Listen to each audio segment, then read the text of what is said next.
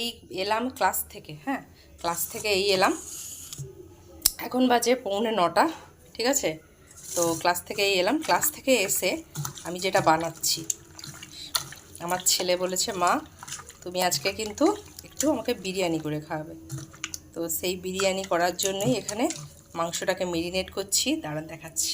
অল্প করে মাংস এনেছি, তো এই যে বিরিয়ানি খাওয়ার জন্য। যেহেতু আমাদের বাড়িতে এখন আমরা 4 জন আছি, 4 জনাতে আছি, আর কেউ নেই, তো সুতরাং তো বিরিয়ানির জন্য এখানে মাংসটা মেরিনেট করা আছে। আর আমার শ্বশুর শাশুড়ি খান না, তো খাবে দুজন। আর আমার কথা ছাড়ুন, আমি ওই একটু আদ্রু, যাই হোক এইটা মাখালাম একটু দই দিয়ে, একটু লবণ দিয়ে মাখিয়ে রেখেছি। আর এই যে বিরিয়ানির চালটা এই যে ভিজিয়েছি, চলুন ঝটপট বিরিয়ানি রান্নাটা করে ফেলি।